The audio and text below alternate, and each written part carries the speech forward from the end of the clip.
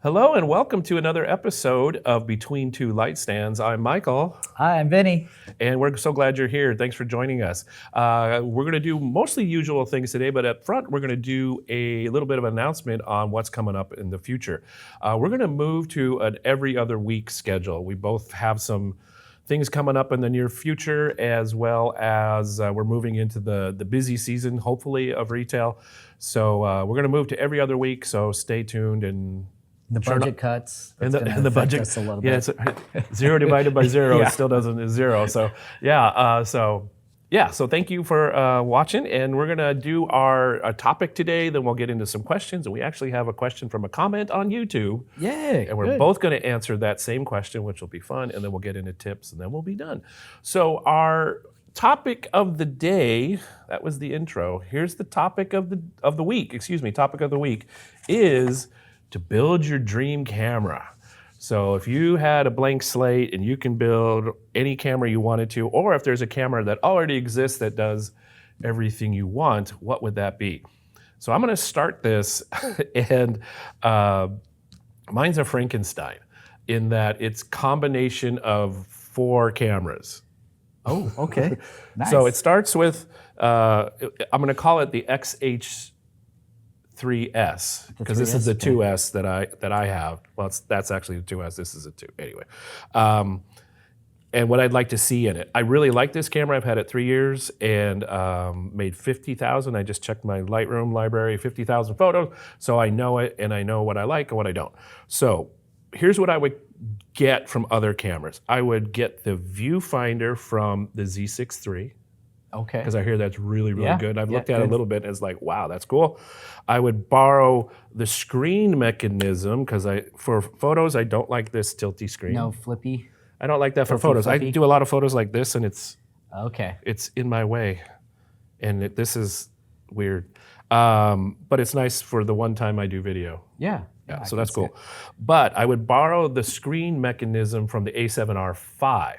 Okay. Which does both this, but it does it back here, Yeah. and it will articulate out. That's cool. really cool. Yeah, that's It looks really rugged. Uh-huh. So that would be that, and then I would get the interface, the UI pieces from the Hasselblad X2D100C. Okay. That is a really slick interface. I'll put some Very simple, visual. straightforward. It's almost like a phone. It's just big, chunky letters and numbers. It's all kind of touch-based, very minimal. It is just really lovely looking interface. Because as long as I've used Fujifilm cameras, so that's over 10 years, there's still things in the menus I'm like, where is that? Oh, yeah. And I think that's true of any camera. Yeah, yeah, They're it all can kind be, of yeah. like, here's your engineering degree and your camera. Yeah. Go for good luck. Uh-huh. So that's what I would do. Oh, the other thing I would grab from the Sony system would be their autofocus. Oh, yeah. Yeah, definitely. Yeah, Great that's autofocus. most of the time I'm happy for street photography, but when I do birds in flight or Blue Angels, They're good for that. not so much. So that's my Cool. dream camera. Yeah, when's that coming out? Oh, and they got to keep the price under $2,500, Okay. which is already above that now with the Yeah. price increases. And it's yeah. Anyway, That's a dream camera. that's why they call it a dream. It's fun to I dream. have a dream. Yes. What's your dream camera? Well, I think it probably would never happen, but I would like to see just a nice, crazy medium format sensor. Excuse me, not medium format, panorama size sensor. Ooh, Something yeah, that's just a 25 by 65. Not really reasonable, or something 17 to 6? 17 by 6? uh, 617, whatever they call it? like 6 by 12 or 16 by 9, yeah. And just have it simple, just almost like a little box with the LCD screen on the back, kind of like your tilty screen idea, and just a couple lenses that are optimized for doing something in that crazy format. Mm-hmm. And just keep it simple. I don't even care about a viewfinder or anything or autofocus. Just a nice, cool looking box with a good sensor, crazy sensor in there, a couple wide angle lenses, and they don't even have to be special. Just give me an f/16 wide angle lens, and that'll be my dream camera. Wow, for landscape. So you're all Pretty much for landscape, you're yeah. not doing sports ball with that, probably. No. Maybe. Maybe not weddings, Well, probably either. Maybe, yeah. you know, I don't know. I'll try a portraits. little bit of everything. Yeah, why not? Yeah, it'd be Get my some style. really long vertical photos. That'd Be cool. Yeah. Yeah. Interesting. Yeah, that's it. Okay, so this dream camera, if it did exist, what would be you'd be willing to pay for it? How much do you think it would cost? Well, I wouldn't pay for it. It would just be like sponsored or given to me by some manufacturer. There you go. Because it'd be one of a kind. But God, a camera like that, geez. What would that cost? In reality, it'd probably be over $10,000. I mean, it just depends on to have a sensor that unique and different that would be that shape and size. Yeah, it'd be pretty expensive. Yeah. So I'm willing to pay, about $100. Okay, $100. They'll get right on that. Yeah, I'm sure. You just need one memory card or two memory cards? Oh, we've gotten so used to two memory cards. I know. I mean, yeah, I guess it could have a dual slot. And yeah, that sounds cool. I like that. that's it. Yeah. Who, if you, of all the manufacturers, who's going to make this? Oh yeah. So I don't really care who makes it, but yeah, taking some ideas out of like, for me, for some reason, Canon works really. Their menu system I like. It seems straightforward. Yeah, I mean, it wouldn't even have autofocus. I can't steal Sony's autofocus. Let's see, what kind of color would I like out of there? Maybe like a little bit of combination of a little Nikon color science and maybe a little Leica color science in there. Sure, why not? How many megapixels do you need in this bad boy? Well, gosh, we should probably have it somewhere fairly high. Maybe 40 plus, maybe 63. Do we go 100? I don't know, because it'd be a 35. Oh, I see what you're saying. 24 by 65, so I don't know how well it would do. So if you use like one of the existing medium format ones and just kind of masked it almost. Yeah, but I want the sensor just to be that. Yeah, that's what I'm saying. It's got to be special. Yeah. Well, yeah. Yeah. We'll wire that up for you. I like it. 3D print it, throw it on the market. I have lots of details and thoughts on this camera. I went to town, so yeah, I could tell. I've got some notes here. I made notes, but it's just too much. Yeah, it's good to have dreams. What would be your dream camera? Let us know if you're thinking about a new camera or the next camera. What could it be? The cameras are so capable now. It's not really about image quality. Yeah. It's about like these features, these maybe potentially like niche features. I don't need any extra video stuff. I'm happy with the video that this camera does now. I don't need 8K. There's no wrong decision, wrong camera out there today. It's just whatever fits what you like out of taking pictures, I guess. We'll have to think of a name for your camera. Yeah. The Vinny 101, the Vinny 100. The V-Pan. The V-Pan, ooh, I like that. There you go, V-Pan. V-Pan. All right, so that's our dream cameras. Add yours to the comments below. It'd be fun to see what you're most interested in a new camera for you, or a vision of a camera. So there you go. All right, back to the lights. Okay, question and answer. So we actually have a question from a comment on YouTube, which is pretty exciting. That's our first one. It only took 5 episodes. We'll take it. I thought you were filtering through like hundreds each episode. Oh, man. No. Gosh. One. It's an easy filter. It's an easy filter. Even I can do it. So our question comes from Video Productions Northwest, and I will leave a link to their YouTube channel, which is cool. And they also have a link to a Facebook post page there as well. So, of course, they start off with nice, kind words saying, fantastic video this week. Thank you for all the information. It never hurts to suck up to your host. Yeah, so thank you for that. Question for next time is they're getting ready for a trip and want to know, if you only take one lens, what do you take? So we're both going to give our take on this. Okay. And I'm going to say it depends is my starting point. If I only have one lens, I'm going to assume I can do a zoom lens. When we were talking about it before, Vinny thought it was just a single focal length. Yeah. I'm going to take a zoom lens, and I'm going to take the one that does it all. So I'm going to take a Sigma 16-300. Okay, nice. Just because the new Sigma lens. The new Sigma. What? Brand new? Here at Kenmore Camera? I know mine's going to sound like a Sigma commercial, but I'm kind of on a Sigma kick lately. But I would take this. Now, as in most things, I think you have to ask yourself a question, what's most important to me? What are my priorities? what will I likely be photographing? So this is a daytime lens.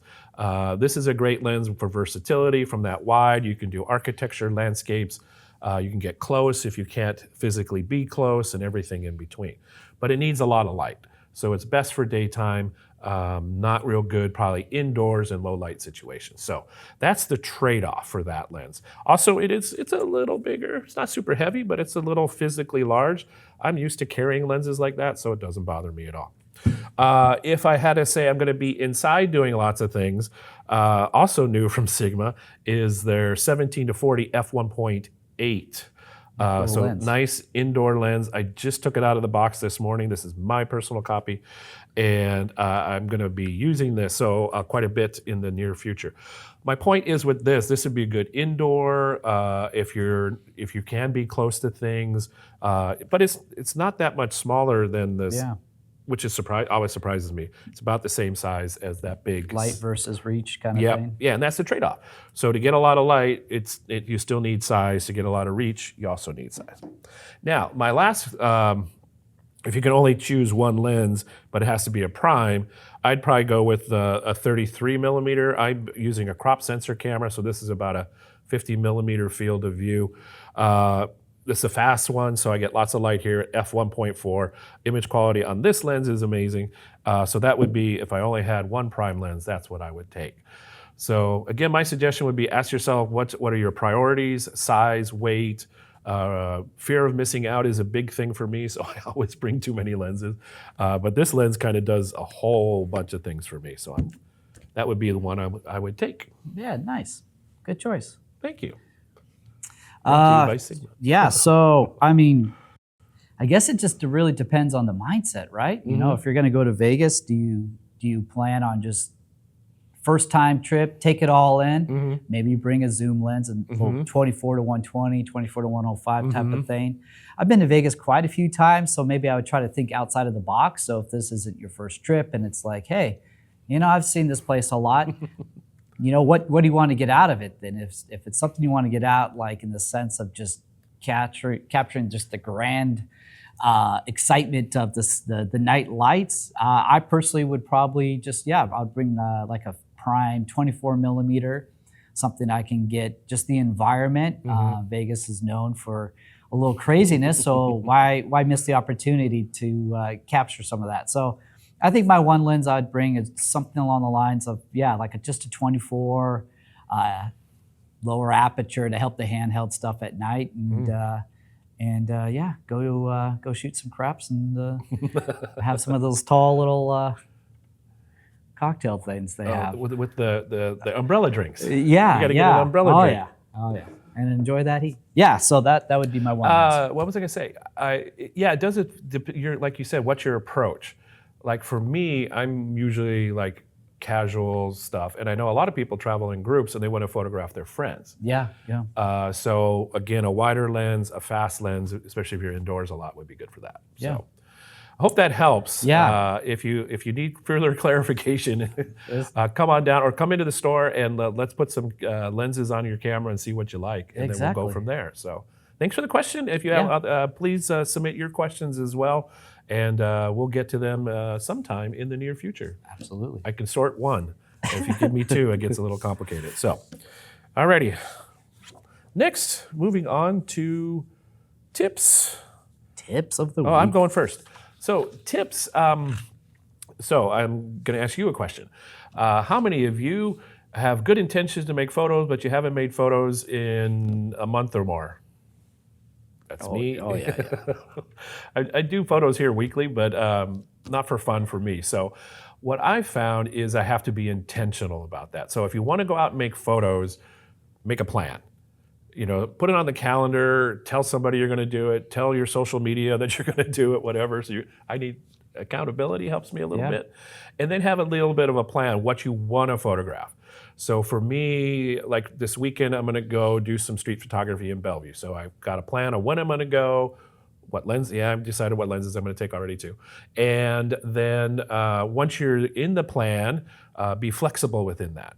within that structure of the plan that gets you started, and then once you're out, the reality will probably be different than what you anticipated, so be flexible within that. So I like that balance of having a plan and then being flexible, but starting with the plan, otherwise I personally will never get started. So if you're looking for a suggestion on how to get, well, I don't make any photos right now, tell yourself you're going to go make some. That's what it takes for me to do it. I know I won't just go, randomly in the middle of a weekend, let's go make photos. Yeah. I have to plan ahead. Yeah, me too. It's got to be somewhat Otherwise planned. the chores and other adulting things get in the way. So plan ahead and then be flexible. There you go. Yeah, nice. Thanks. Organize. Is it my turn for tip of the week? It is. Oh, okay.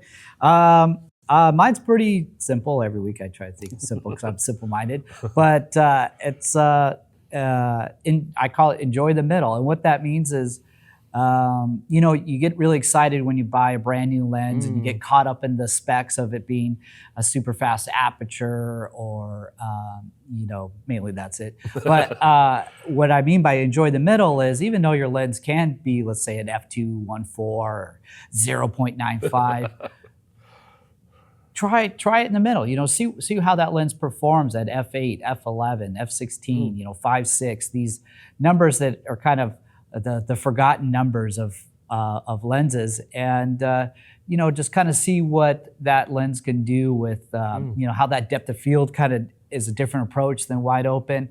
The other thing too is typically lenses, their sharpest points are at least 2 stops in. So even though that you have a fantastic low light lens that might have the best aperture that you could possibly find in that focal length, well, maybe the sharpest point of that lens is just a couple stops in. So, if it's something low, put it on f2, put it on 2.8. Again, just try stuff more in the middle and see, just as a challenge, but also you might be impressed by the results you get, especially with clarity and what that lens's optimal sharpness could be. So you're saying I shouldn't hide behind shallow depth of field all the time like I do? Well, I mean, if you what? Yeah, if that's your calling. And well, I don't know if it's my do what you calling. do. It just makes composition easier. Yeah. Ooh, that's okay. It's out of focus. Yeah, I can't see what's that back. Yeah. But Interesting. I like that. so my tip of the week is, try the middle. Yeah. Middle's a good place. Yeah. It's where we mostly live. Yeah. Most of the time. Well, I guess That's that's it. Oh, Jeez, that Woo! went fast. We survived that one. Do we do the little outro? We'll say thanks for watching. Check us out on our socials. We'll be back in a couple weeks. Yep. Definitely hit us up with some comments and questions. If you have a tip you want to share too? Yeah. Come by the shop, say hi. Yeah. And take care, guys. Thank you. See you next time. Bye.